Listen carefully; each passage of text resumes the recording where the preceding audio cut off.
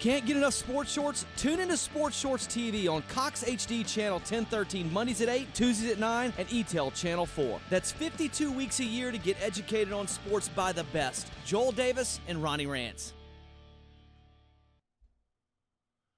And welcome everyone to this week's edition of Sports Shorts TV, presented by LeBear's Casino. We've got a great show for you. We're going to have three different guests on Sports Shorts this week. We're going to start the show off here in just a minute with Glenn Guilbeau, longtime sports writer, covers LSU, Saints, and a whole lot more. We're also going to talk to Nolan Cain as college baseball fall is underway. Nolan Cain, LSU baseball assistant coach. We'll talk to him about the goings-on of LSU baseball, but also the impact DJ LeMahieu and Alex Bregman have on the program and recruiting. And then finally, we'll talk a lot of football as Jacob Hester will be in studio with us, and we'll talk to him about LSU's preparation for the upcoming game against Utah State, one of the top passing teams in all the land, as well as it is official. LSU will play a night game. Amen. As they'll take on Florida, 7 o'clock on ESPN, regardless of what Florida does against Auburn this week. So we'll talk to Jacob about that. That's coming up as well. But right now, let's go to the phone lines and bring in a special guest, Glenn Guilbeau, who was in the Dome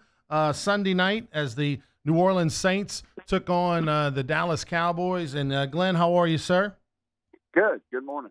I got to ask you, you've covered, you've been in that Dome for a lot of big games. There was a lot of talk going into the Cowboys-Saints game about Dallas kind of taking over the city, taking over the Dome. There was a big Cowboy fan base, no doubt about it, but I thought the Saints fans did a pretty good job of showing up as well. Oh, no question. It was really loud. Dak Prescott mentioned the atmosphere in the Dome quite a few times after the game, in addition to the Saints defense. But it was a great night, and it's just one of those all-time nights in the Dome. They've now beat Dallas 3 straight times in the Dome, and they did it without much offense at all. I mean, it's amazing how much the defense dominated this game. It was like Jim Mora was coaching them. First time in over 20 years that the Saints win a game where they don't score an offensive touchdown. As well as, speaking of Jim Mora, he was in the building, as he does it. He was there, as well as Willie Roaf and some other greats were in the house. The Saints go 3-1 through their first 4 games, and when you looked at the schedule going into the season, even with Drew Brees, it would have been quite an accomplishment to go 3-1, especially to beat Seattle in Seattle, come home, beat Dallas at home. Even with Drew Brees, it would be cause for celebration. But without him, and with Teddy Bridgewater, who looks shaky at best sometimes, it's super impressive that the Saints are 3-1. And I got to believe, Saints fans are waking up on this week thinking, well, heck, if we can go 3-1 and only have Drew for 1.5 of those games, when he comes back, this should be a Super Bowl team, correct?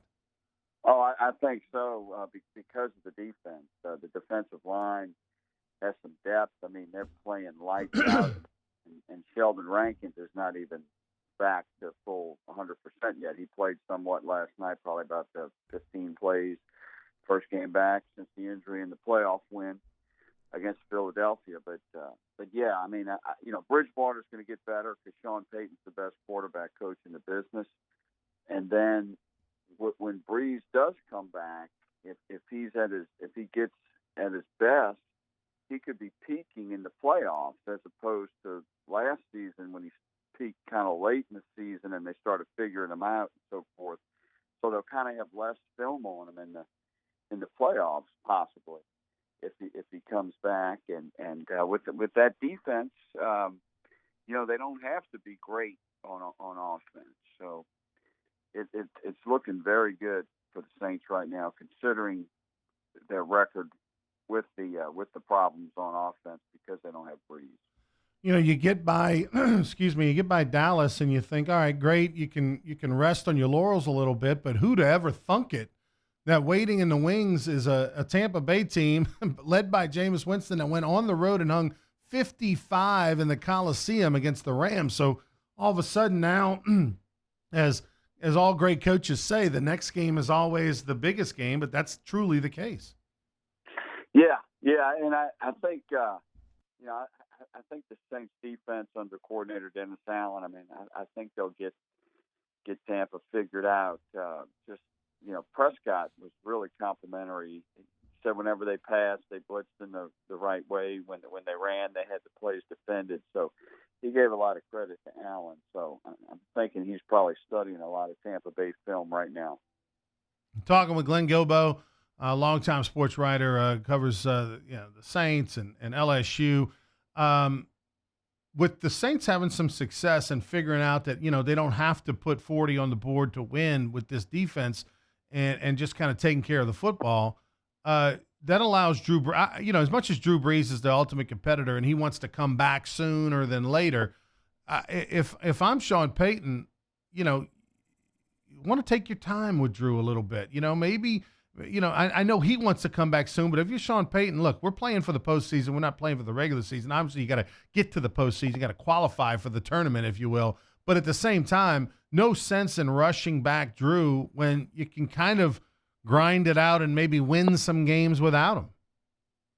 Oh, I think so. It would be a mistake to bring him back early when his thumb's not all there. That's very tender. I mean, how a quarterback holds a football, it has so much to do with his touch and accuracy, particularly Brees, because he's not a bomber. He's all about accuracy. So he's got to have his hand perfect. They definitely don't need to rush that back. It's not like it's his ankle or something. This is his throwing hand. The defense played outstanding. Teddy Bridgewater, I think, had Teddy Bridgewater not taken the sack at the end of the game, which could put the Saints out of field goal range, and was a really bonehead play for any quarterback, particularly one that's a veteran that started nearly 30 games in the NFL. I think had he not made that play and the Saints had gone up by more than 2, gone up by 5 and forced the Cowboys to score a touchdown to win the game, that have probably been a little bit less nerves in the dome had he, just chunked it away. I think had he been smart on that play, people would wake up this week thinking, okay, Teddy Bridgewater played a little bit better than he did in this game. My question to you, and I know from a media perspective this gets asked of Sean, Taysom Hill, where does he figure into this whole thing? We saw him make a big play in the game against the Cowboys. A lot of fans are calling for Taysom Hill. We're not seeing much of him. What's the explanation given on that? Yeah, well, I think, first of all, I think Peyton blamed himself for that call on third down when Bridgewater got sacked. He should have ran the ball right there, made the field goal a little easier, killed a little more clock, because the Saints were running the ball well. But, I think he just doesn't – he wants to go with Bridgewater right now, and if he starts playing them both, he might not have anybody to back up Bridgewater, and I think he just sees Taysom as more valuable at this point, as this wild card. Taysom had the longest run of the game last night for the Saints, 18 yards, but you haven't seen him much at all, though. You haven't seen him as much in his roles as on offense as when Brees was the quarterback. So I'm not too sure there. I just think he sees Bridgewater as a better overall quarterback, and when everybody likes Taysom, but he really hasn't played quarterback a lot. It's like he's just got a couple of highlights. He hasn't really played a lot of plays. So I think there's probably a reason for that. Peyton just knows he's not really an every down quarterback. I think also, as we talked to Glenn Guilbeau, part of the issue with playing Hill is the injury factor, right? I mean, when Hill was in, when you had Bridgewater and Hill, okay, you had 3 quarterbacks on the roster. One guy, something happens to Drew, all of a sudden you're okay. But now with no, with not having Drew, if something were to happen to Hill, then all of a sudden you got no backup. So, I mean, as much as Saints fans and I personally would like to see Hill, because I think he's brings some value to the offense. I mean, heck, he played a lot last year, and you had Drew Brees, but without Drew, you're a little bit handcuffed on his opportunities. I want to get one reaction from you. I want to switch gears just for a second. Saints, Cowboys, switch over to LSU since you do a great job covering the Tigers as well.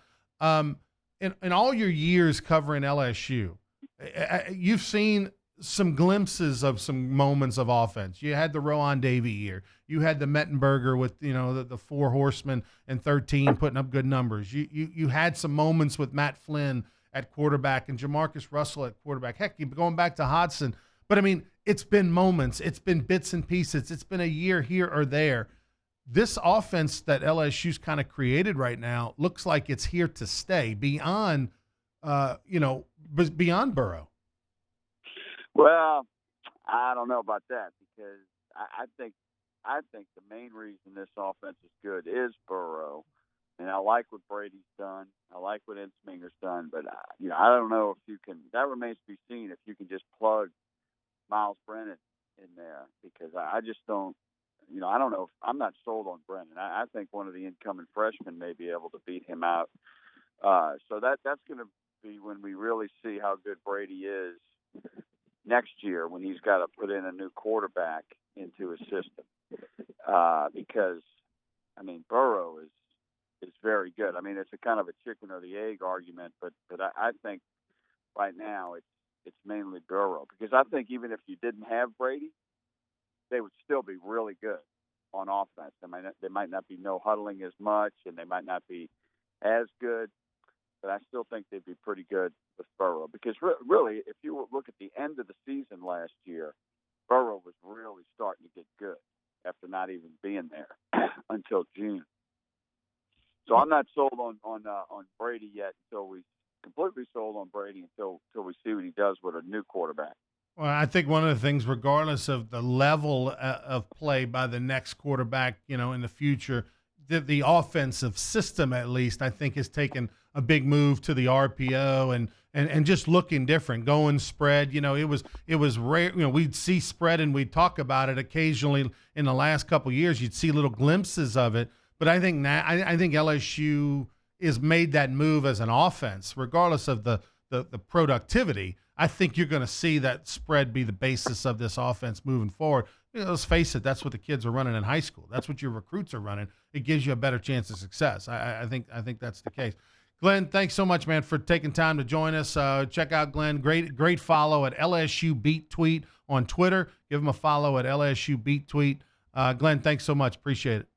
Okay, thank you, Ronnie. All right, Glenn Guilbeau right there. When we come back, we'll talk a little Major League Baseball and a little college baseball. Give you a little taste of that as, believe it or not, college baseball fall is here. That creates some fun with LSU, who's a preseason top 10 team in recruiting. We'll talk to the guy behind that, Nolan Cain, that's coming up next. We'll also talk a little Alex Bregman and DJ LeMahieu. Who's going to win the MVP? Will it be one of those two? We'll talk to him about that. And then coming up a little bit later, Jacob Hester will be in studio talking a lot of football. That's the last half hour of Sports Shorts presented by LeBears.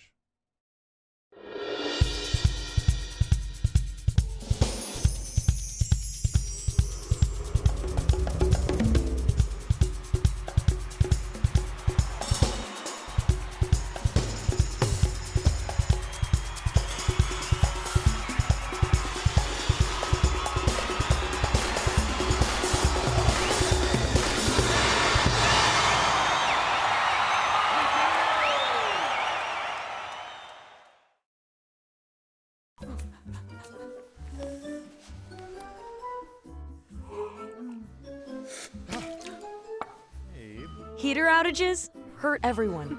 Don't be a victim. Call Accutemp and schedule your maintenance check today. If you're an avid sports fan, then you need to check out the Louisiana Sports Hall of Fame, located in historic downtown Natchitoches, next to the Chateau St. Denis Hotel and the Natchitoches Convention Center. The Louisiana Sports Hall of Fame is where the rich history of Louisiana sports is told through the pictures, artifacts, and by the legends themselves in video archives. Come to the Louisiana Sports Hall of Fame and Northwest Louisiana History Museum and visit a world-renowned architectural marvel. For more information and to purchase tickets to the annual Louisiana Sports Hall of Fame events, visit lasportshall.com/purchase. Introducing the Mercedes-Benz family of vans, including the full-size Sprinter and the mid-size Metris.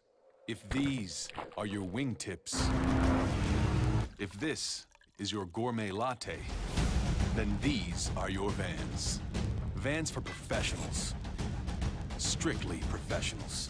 Best commercial van residual value according to ALG and starting at just $25,995. Mercedes-Benz. Vans born to When you come to Relief Windows, your experience starts here. Or here. Then we come to your home. We measure twice. And then we bring custom windows to your home. We remove your old windows. Install your new windows. Clean our mess. And we make sure you're completely satisfied. And all of this before you pay a dime. And at Relief Windows, our #1 product is customer satisfaction. Relief Windows.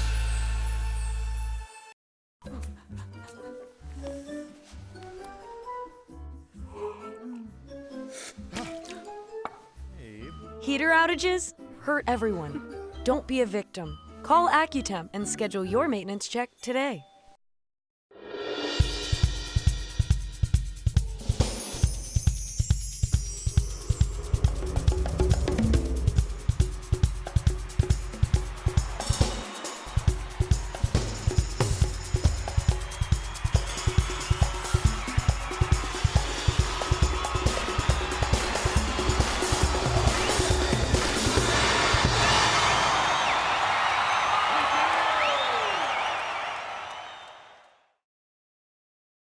Can't get enough sports shorts? Tune into Sports Shorts TV on Cox HD Channel 1013 Mondays at 8, Tuesdays at 9, and ETEL Channel 4. That's 52 weeks a year to get educated on sports by the best. Joel Davis and Ronnie Rantz.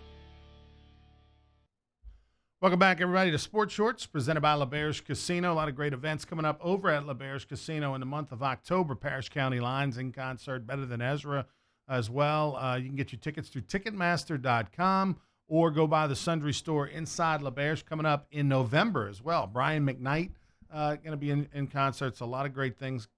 Go check it out. Joining us right now, Nolan Cain, LSU baseball assistant coach, who's largely responsible for hauling in last year's #1 recruiting class in the country. This year, ranked in the top 10 again in recruiting. And they got started yesterday with some fall practice officially, scrimmages and whatnot got going. Of course, LSU will play UNO in a home game this fall, and then they'll go on the road at Nichols on Sunday, November 3rd to go take on the Colonel. So a little action in state to kind of see where they're at. Nolan, how are you, buddy? Doing great, Ronnie. How are you? I'm fantastic. I bet you're excited. Fall baseball underway, and whenever you don't win the national championship, it always leaves a little bit of bad taste in your mouth. So I know you guys are glad to get back to work and start striving for perfection. Yes, sir. When you come so close to getting to Omaha and getting to compete for the national championship, right there in the super regional, and the season ends, your head starts turning right to the next year, and working some of these guys that got drafted, making sure they show up at school, and then obviously after the draft as well, working on a couple extra players that might be out there and available. And we ended up wrapping up this class pretty good, and really excited to see what this fall shows for us. Before we talk about the upcoming 2020 LSU baseball team and what to kind of expect in the fall, I want to talk a little Major League Baseball for a minute. What DJ LeMahieu and Alex Bregman are doing is great for LSU, great for the fan base. You obviously played with DJ on a national championship team in 2009, but I got to believe, not that LSU baseball doesn't need a boost in recruiting, but I mean, what these guys are doing has got to be great for you, right? When you're out there recruiting and the attention they bring to the program. It really is, and it's so great with social media these days.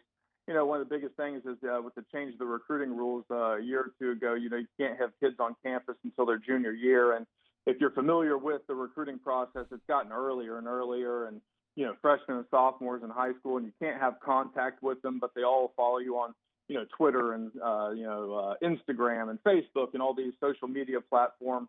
And it's really great to be able to have our graphic design team here at LSU constantly pumping out stuff of, our guys in the big leagues. We had 14 guys in the big leagues this year at some point, so it's just phenomenal to see, even guys like Jake Fraley and Austin Nola getting to crack into the big leagues, Ryan Eads making his major league debut and catching on with another team a little bit later. So just a lot of really good content out there, just not just for, the recruits, but the fans to keep up with as well, and, keep on trying to, set the goal of getting to Omaha and compete for national championships, but it's fantastic when you have the relationships with these kids and, guys that you've played with and see them, reaching their goals and making it to the big leagues and having big contribution as well.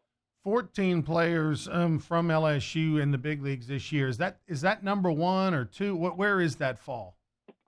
It's tough to kind of keep up with, but it's right up there, one or two, compete with a couple other SEC schools. So, we got a couple of guys in AAA. Kramer Robertson was right on the cusp of maybe getting a September call up. He was in AAA for a lot of the year. So we got probably about 7, 8, 9 guys in AA and AAA that hopefully will break in next year at some point. Yeah, Kramer probably deserved to get a call up, but there's always that dance between when you call up a player and when you don't. And if you don't start the clock, the big league team benefits. So there's always that goes on. But regardless, it's a pretty incredible accomplishment. And I want to go back to the 2009 national championship team. The last time LSU won it, you were a part of it. And you look back now at that team, and all the guys that have made the major leagues. And the last piece of the puzzle was Austin Nola getting called up this year when, quite frankly, I'm not afraid to admit I was wrong. I mean, I thought maybe a year or two ago it was over for him. And, play until they take the jersey off your back's always been my motto, unless you got some family business to take over, but he proved everybody wrong. Not only did he get there, but he's played outstanding since he's been there. But when you look back at that 2009 team, and now you can look back at the talent that was truly there, it's impressive. But DJ LeMahieu, when you talk about DJ LeMahieu and Alex Bregman, two guys that are MVP candidates in the American League, they could not be any different of college baseball player from a physical standpoint, how they played, but yet both are great. It's incredible. It really is. Bregman's not afraid to throw his goals out there and plays with such supreme confidence and, just has an aura about him, whereas DJ's just, kind of a lunch pail type of guy. Just doesn't want to talk to the media, doesn't want to be famous, just wants to, play his 162 games, get to the playoffs, try to help somebody win a World Series. And both of them are fantastic players. And like you said, they couldn't be any more different, size-wise. It just goes to show you, man, baseball's such a special sport. And I think you heard, Skip say this 100 times. You're going to be 5'6" or you're going to be 6'6", and it just comes in different packages and just fantastic for both of those guys. Well, I know when you play with a guy, it's hard to ever imagine them being to the level that both of them are. But when you play with DJ LeMahieu, a guy who played short and second at LSU and pretty much was kind of this tall, skinny kid who really hit the ball the other way tremendously, to see how he's morphed, and you couldn't have predicted that. No, really, and even both of them. I mean, playing with DJ, he just had that presence about him. He was a draft-eligible sophomore, so, he turned down money out of high school just like Bregman did. So you knew that LSU was kind of a step along the way, almost a stepping stone, and he knew that was going to prepare him to help expedite just the experience that the Alex Box Stadium creates with 12,000 fans and having to sign autographs afterwards and 20 beat writers and at the end of every game. And, with him, in both of them, really, 41 homers for Bregman, DJ hits 26. I mean, I think we all knew that they were great, instinctual players defensively and running the bases, and they both could hit, but 41 homers is a lot, and then, 27 for DJ and right around 100 RBIs and finishing second in the batting title. You knew they were going to be great, but I think when you look back on both of those guys, it was their mind. It's that thing that doesn't show up. It's not a 60-yard dash. It's not a velocity reading. It's not a grade on arm strength or defensive ability. It's their mind and their chest, cutting open their chest and how big their heart is and how much they're willing to fight and scrap and claw to get to the big leagues, Well, with 41 homers, I would have lost my home and everything because I'd have lost that bet. I never saw Alex. 30 and then go 41. I mean, it's amazing what he's doing, and congratulations to him. And he's got like more Twitter followers than the state of Louisiana. Let's talk about your team. When you look at your squad, and I know when you're the coach of the team right now, this question may be a little bit unfair, but who's somebody who's got that it special factor? We might be talking about one day. Who's some of the uber talented players that LSU fans are going to learn about in 2020? Well, if we go young players, the most highly touted guy is Mo Hampton, and just super talented. rare combination of speed and power that just doesn't usually show up on campus. He turned down, well over $1 million at pick like 32 and 33, which, was a tough decision for him. But the ability to come and play two sports at LSU is, I think, something that he always wanted to do. And LSU was his dream school. And the recruiting process was great with him. And, not typically what you see with the football players where they waiver or decommit and that kind of stuff. But, we really, improved our team, defensively on the infield. You've got Zach Arnold, who's a freshman. We got him after the draft. Coach Horton got fired at Oregon, and he got an NLI release. We were able to get him. He was popped in the 34th round by the Orioles.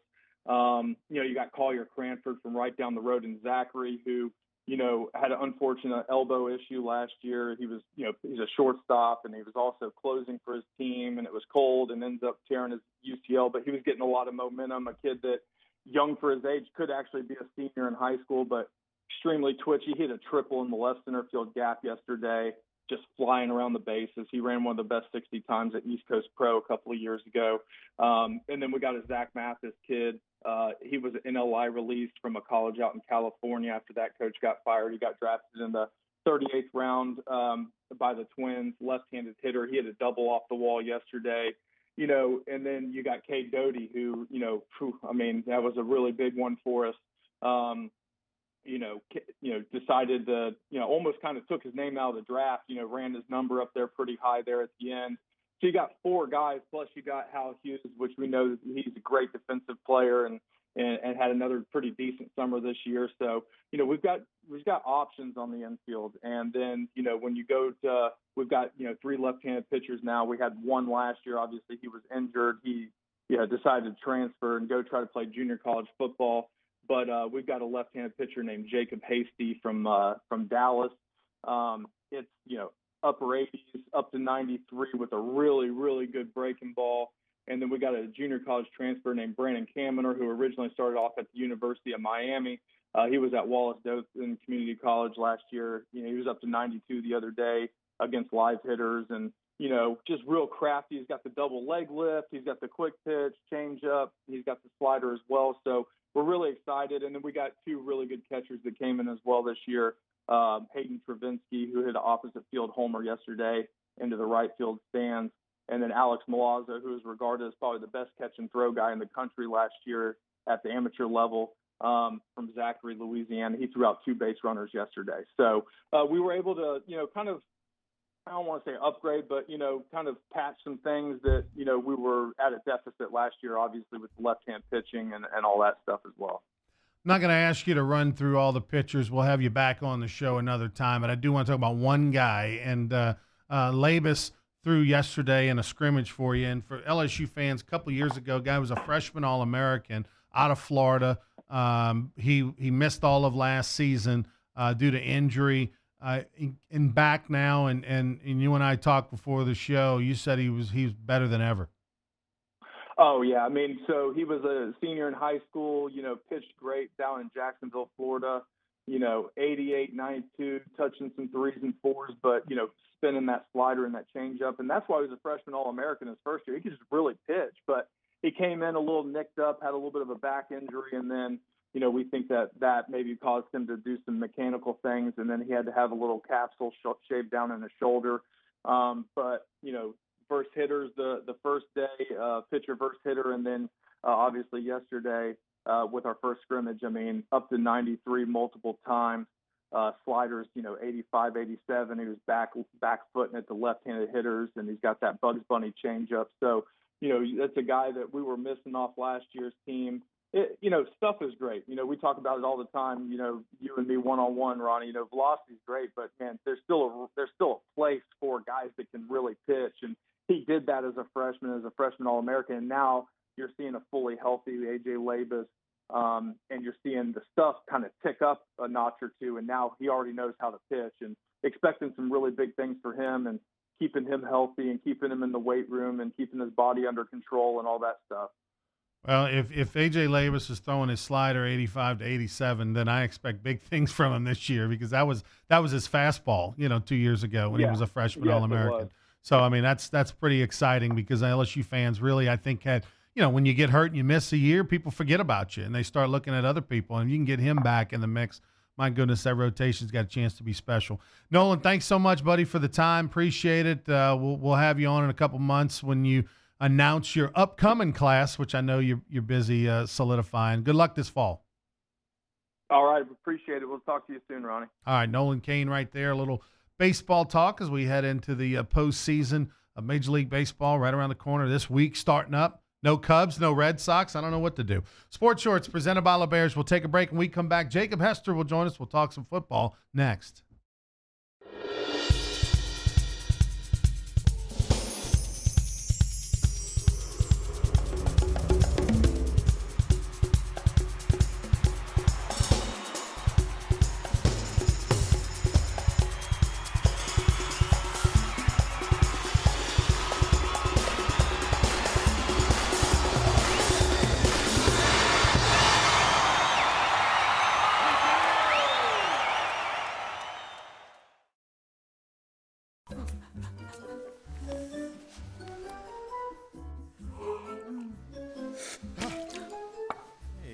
Heater outages hurt everyone.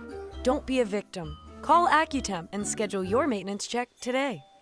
If you're an avid sports fan, then you need to check out the Louisiana Sports Hall of Fame, located in historic downtown Natchitoches, next to the Chateau St. Denis Hotel and the Natchitoches Convention Center. The Louisiana Sports Hall of Fame is where the rich history of Louisiana sports is told through the pictures, artifacts, and by the legends themselves in video archives. Come to the Louisiana Sports Hall of Fame and Northwest Louisiana History Museum and visit a world-renowned architectural marvel. For more information and to purchase tickets to the annual Louisiana Sports Hall of Fame events, visit lasportshall.com/purchase. Introducing the Mercedes-Benz family of vans, including the full-size Sprinter and the mid-size Metris.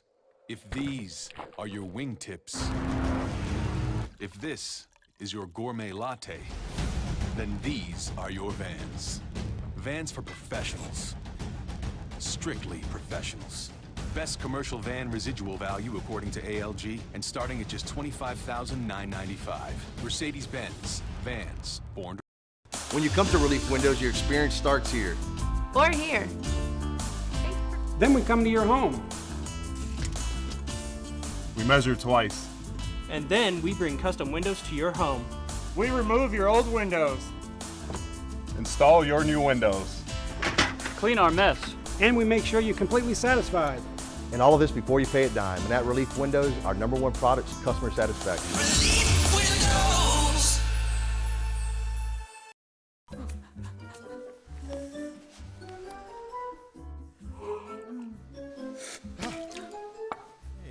Heater outages hurt everyone.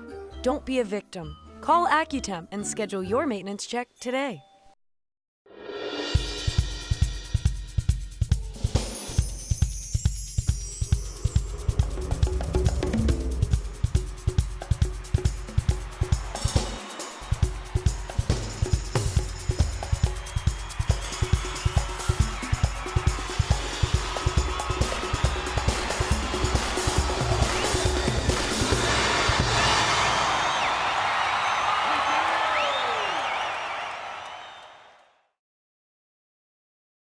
Can't get enough sports shorts? Tune into Sports Shorts TV on Cox HD Channel 1013 Mondays at 8, Tuesdays at 9, and ETEL Channel 4. That's 52 weeks a year to get educated on sports by the best. Joel Davis and Ronnie Rantz.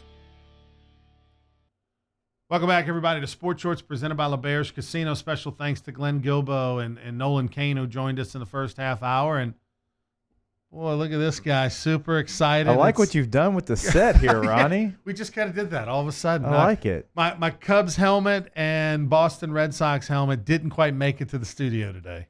No, but the playoff team did, and that's the Braves Tomahawk here. So, I think the ratings are going to be down, though. I know you're excited about your Braves, but are the season tickets doing better? Because, I mean, every time I turn on Turner or TNT, it's just not a lot of people in the stands. No, they've done well since they moved to the new ballpark. So it's a young team. They got the people excited over there in Atlanta. Now they've rested all their starters, and so the last couple of games that they've really been in a bad stretch. And I never liked that philosophy. Right. And I know you're getting ready for a playoff series, but I hate resting your guys that last 10 days of the season. You lose 8 out of 10, even though you already have it clinched. I'm like, man, it's just some bad mojo going into the postseason. Especially baseball. Baseball is just one of those sports that you give a guy a day off, but don't give him 3-4 days off. Right. Or like let him just pinch hit in the 8th or something. Just so it's just one of those sports, man. Regardless of what your body says, the more you play, especially from a hitter, you just stay on point. But it doesn't matter what happens in the National League because nobody's going to beat the Astros.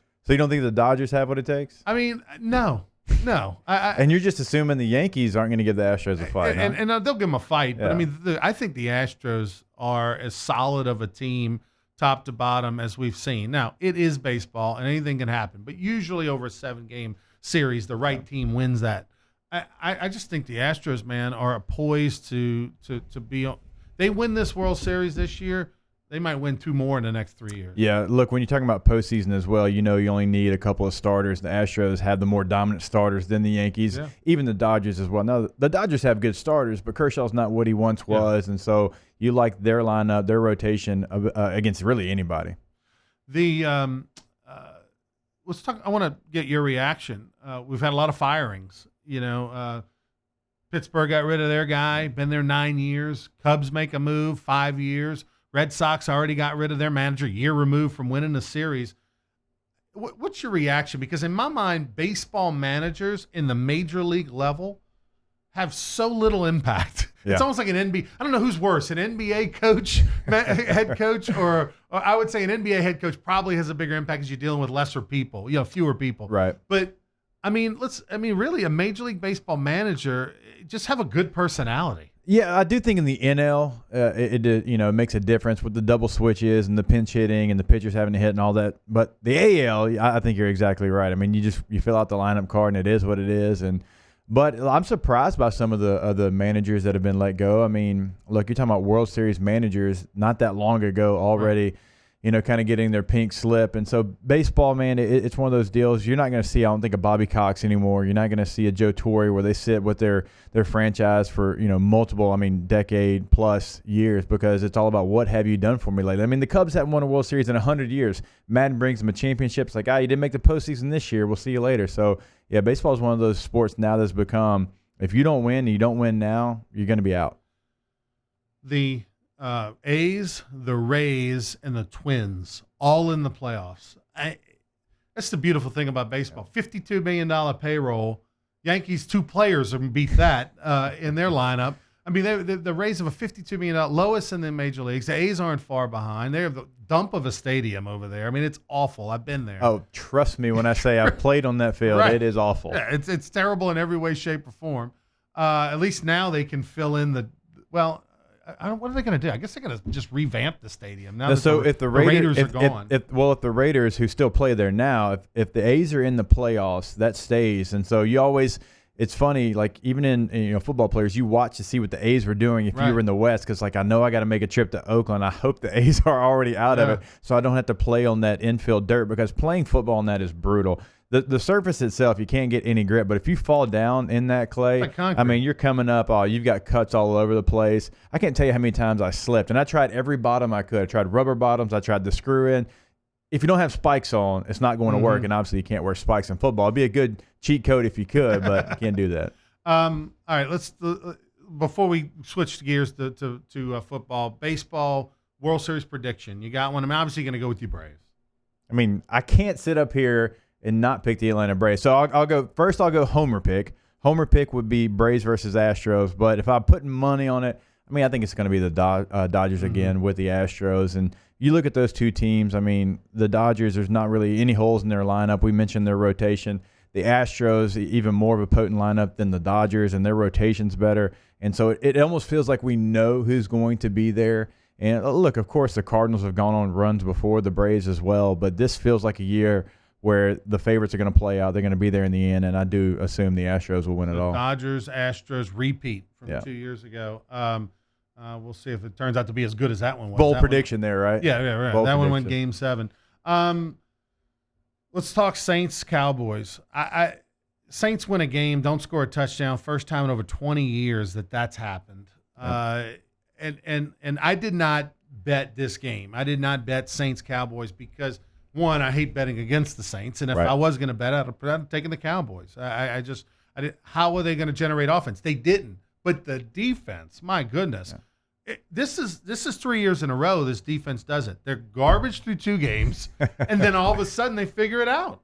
No, you're exactly right. Look, when a guy like Drew goes down, everyone wants to say, okay, well, you've got to step up. Defense, special teams, you've got to step up. And it sounds like coach speak, but it's the truth. And they've raised their level. And the special teams have been outstanding. And it's something that's not going to get talked about. We're going to talk about the defense. We're going to talk about other guys that made an impact on offense. But special teams has been big. I mean, we saw a return touchdown against Seattle. We saw the 4 made field goals last night. And so when you have everybody stepping up like they have, I mean, you can win some games you're not supposed to. And Teddy Bridgewater's not playing bad. I mean, he's moving them down the field. You want to see him better in the red zone, having those 4 opportunities and only coming away with 12 points. But, look, everybody has raised their level of play. The defense kind of did what Dallas did to them a year ago, right? This high-octane offense comes in. Nobody can stop them. Well, the Saints stopped the Cowboys just like the Cowboys did the Saints last year. And so, look, if you're a Saints fan, I mean, you were hoping for 3-3. I mean, we talked about it all the time. You know, get to 3-3. We thought that these 2 games were going to be for sure losses. Okay, well, what other games can they win? How can they, win the next 3 games that they have to win to go 3-3? Well, it's like now, okay, everything's on the table. I mean, you've really changed the brand of football, which is impressive. You got to tip your cap to Sean Payton that they went from this high-scoring offense, and you mentioned the defense wasn't playing great, and now they're playing more of an old-school type offense. They're playing an old-school defense. It's been a lot of fun to watch. I know that's a big win, not only because they needed that win with Drew out, but this is a rivalry, and it's one that you don't have many in football that aren't in your division, but because, look, the Cowboys Saints, they're somewhat close, and there's been some bad blood between the 2 teams. It's a lot of fun to watch. And it keeps the Saints, I mean, it's so early in the season to even bring this up, but it keeps the Saints in that home field discussion. Yeah. Because let's face it, most people, we feel like they're buying time till Drew comes back. The nice thing is that, now with winning a couple games you didn't think you'd win, the rush to get Drew back isn't quite there in the sense that we're not going to bring him back a week before he's ready. You know, with Drew, like, even if it means you give up a game, hey, Drew, take your time. And that's hard because we know he wants to come back tomorrow, but the reality is, hey, it's not about the regular season, it's about the postseason. And now you can maybe hold him until that bye week. Before you were thinking maybe we can get him that week before the bye, and then he can get a rest. But now, I mean, you win 2 games. Say you go 4-2, you can take that extra week, make sure he's exactly right. Because look, if they go 4-2, they only have 3 losses during this time. I mean, it's a deal where he got an extra week rest, in my opinion, after last night's win. Who'd have ever thunk it that the Saints would beat the Cowboys and 12-10, and the biggest game of the year is next week against the Tampa Bay Bucks. Who are the Buccaneers? I mean, I can never figure out, are they good? Are they bad? Are they the team that blew a huge lead against a rookie quarterback in the Giants? Or are they the team that just went on the road across the country and blew out the Rams? I mean, the Rams fought their way back a couple times, but every time they scored, the Bucs fought back. I don't know who the Buccaneers are. It was kind of like that last year. Remember Fitzmagic, and we were all talking about they can score on anybody in the first 4 games, and then they kind of tanked and came back to reality. Probably more the same this year at some point, but I don't know who the Bucs are. Look, I'll tip my cap. I mean, 55 on the Rams. I don't care how you did it. Yeah. I mean, Dominican Sue touchdown at the end got you to 55. I mean, 55. You put on the Rams over there when – the Rams, you felt like were starting, okay, all right, they didn't look great, but they got through. They're getting their feet under them. They were a 9-point favorite.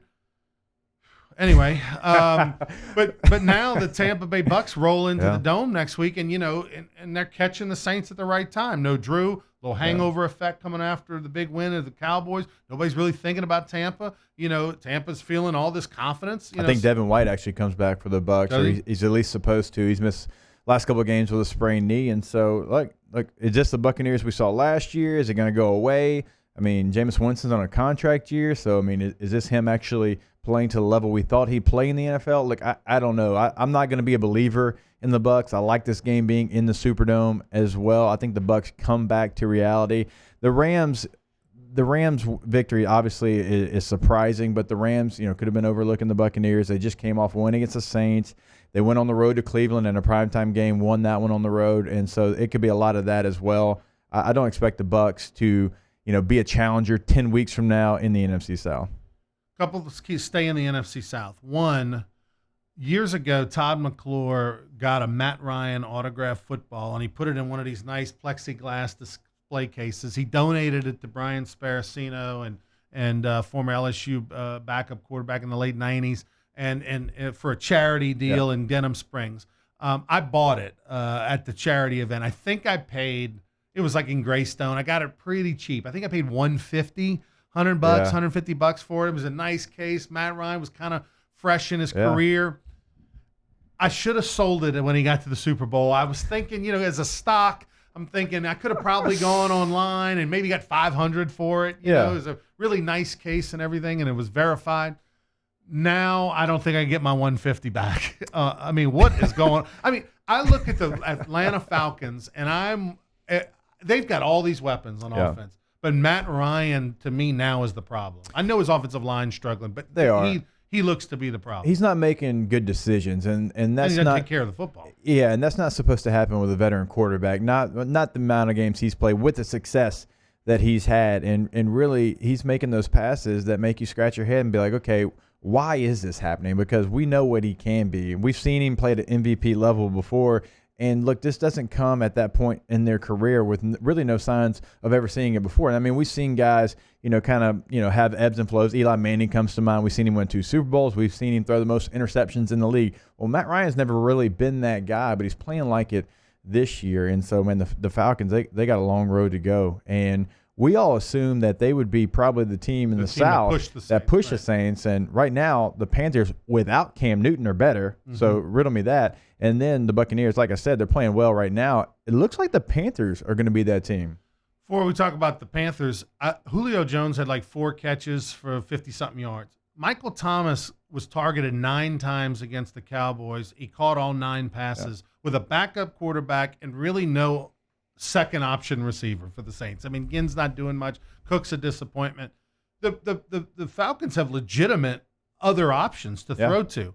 And you only get the ball to Julio Jones 4 times. I just don't understand it. Like, I would create – I mean, I'd put him in the backfield and dump it to him if I had to. I mean, like, I just would find a way to throw the ball to Julio Jones 10 times a game. Look, their win in primetime against the Eagles, that's what they did. Now, the Eagles played cover 0, and they brought the house. They threw a little slip screen to Julio, and he goes 60 yards, whatever that was, for a touchdown for the game winner. Why do they not do more of that is my question, because that's getting him the ball in space. The Saints with Michael Thomas, they'll bootleg it. They'll have him run across the field. And it might be a 7-yard throw that he turns into a 12-yard completion, but that's getting your guy the ball in space, allowing him to make those plays.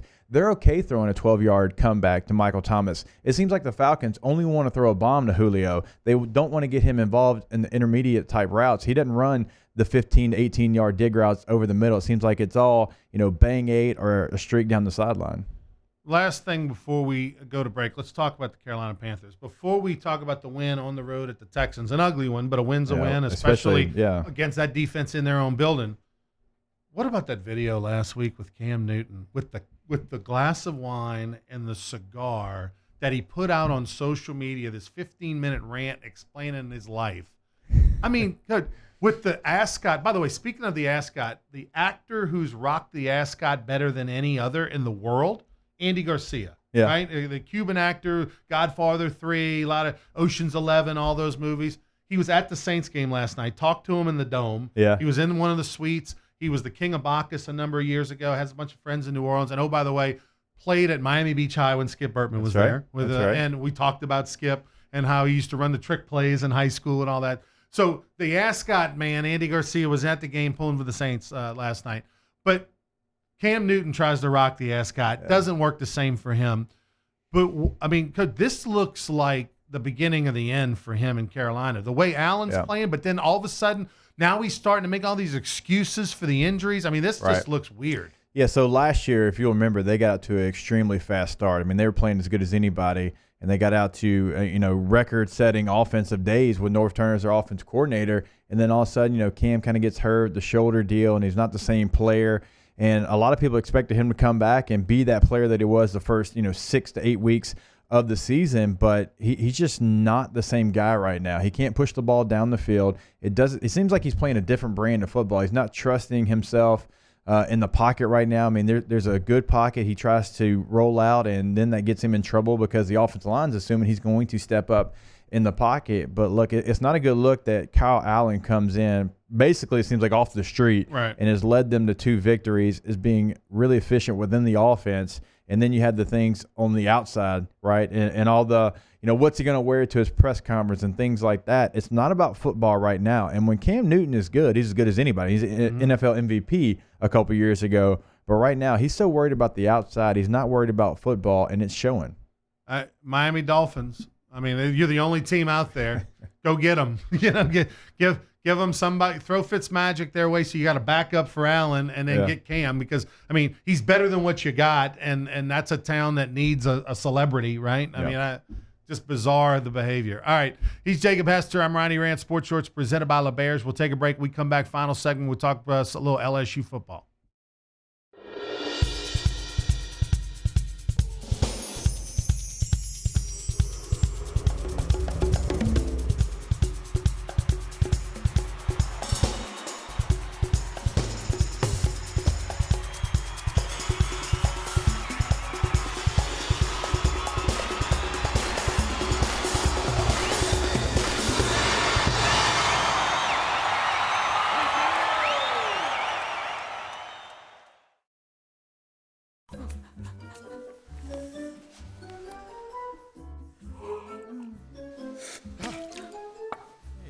Heater outages hurt everyone.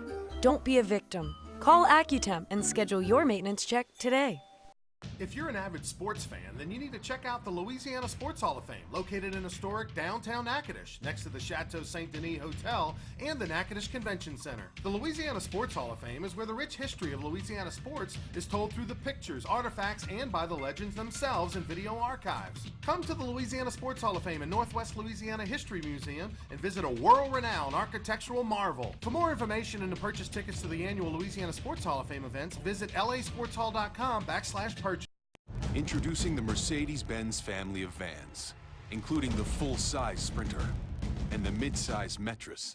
If these are your wingtips, if this is your gourmet latte, then these are your vans.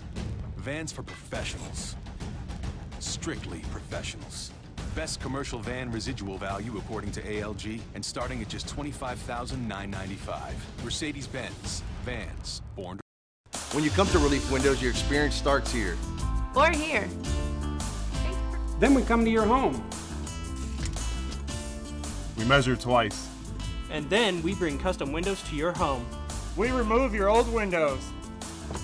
Install your new windows. Clean our mess.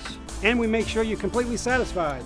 And all of this before you pay a dime. And at Relief Windows, our #1 product is customer satisfaction. Relief Windows.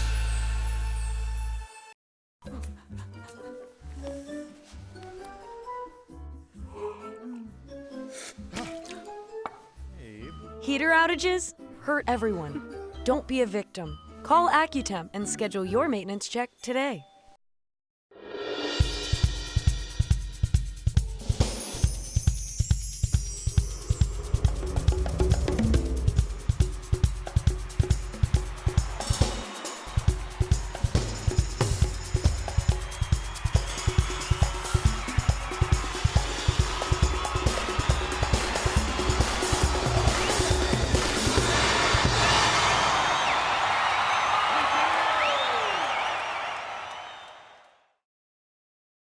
Can't get enough sports shorts? Tune into Sports Shorts TV on Cox HD Channel 1013 Mondays at 8, Tuesdays at 9, and ETEL Channel 4. That's 52 weeks a year to get educated on sports by the best. Joel Davis and Ronnie Rantz.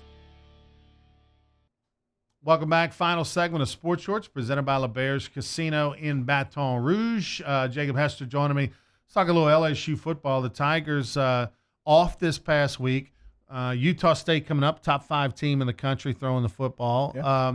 And we find out that LSU will finally get a night game, 7 o'clock against Florida on ESPN. That's nice. That brings back good memories for you. But let's talk Utah State. what will be considered good for LSU? I mean, obviously you want them to win, but what are you looking for to see out of LSU? Because Utah State's going to challenge them. Yeah, look, they got a pro prospect quarterback, Jordan Love. He's going to be a top 5 quarterback if everything keeps trending in the same direction. They've talked about it for a couple of years now, so they're able to throw the football. I mean, look, regardless of what you think of Wake Forest is actually a pretty good football team, and they went down to the wire with Utah State. And Utah State can score points. And so I think that's a good thing right now if you want to see where this LSU defense is after a bye week. They're going to face a pretty potent offense. And defensively, Utah State is going to struggle with LSU. There's no doubt about that. But offensively, let's see if LSU can shore up the missed tackles and the things that have kind of plagued them the first couple of games of the season. They're making some changes in the defensive backfield. Fulton goes to the nickel position. Cordell Flott goes outside. And so, Kerry Vincent could be used at free safety some. As Grant Delpit moved to more of a strong safety role like we've seen him in the past. And so I think it's a good test for this LSU defense because if they have a good night, or I should say good day, on Saturday, that will kind of show you they've made some improvements during the bye week.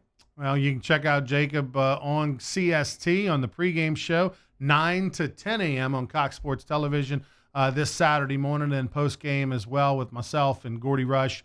You'll hear from the LSU coaches and players in the locker room as we'll be done early. I like that. Thanks, Jacob. Appreciate it. Check out Jacob Hester, of course, as well on 104.5 ESPN Radio in Baton Rouge, Monday through Friday from 1 until 3. Thanks to everyone for watching Sports Shorts. Nolan Cain, Glenn Guilbeau. We'll see you next week.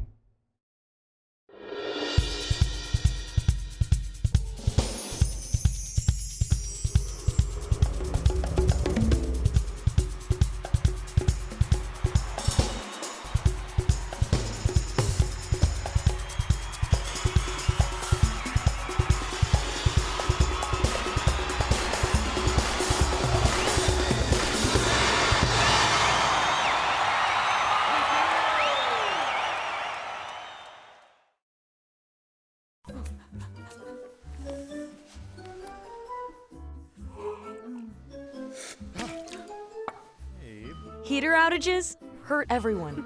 Don't be a victim. Call Accutemp and schedule your maintenance check today.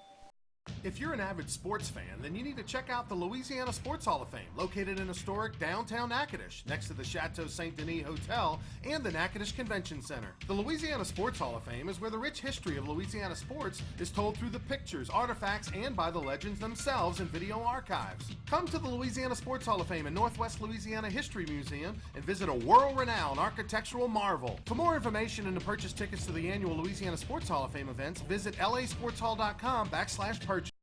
Introducing the Mercedes-Benz family of vans, including the full-size Sprinter and the mid-size Metris. If these are your wingtips, if this is your gourmet latte, then these are your vans.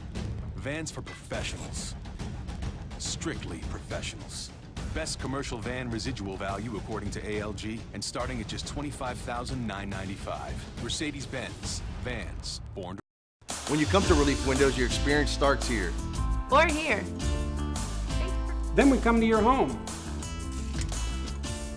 We measure twice. And then we bring custom windows to your home. We remove your old windows. Install your new windows. Clean our mess. And we make sure you're completely satisfied.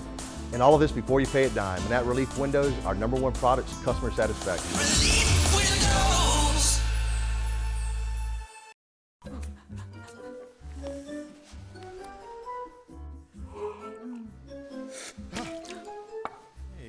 Heater outages hurt everyone.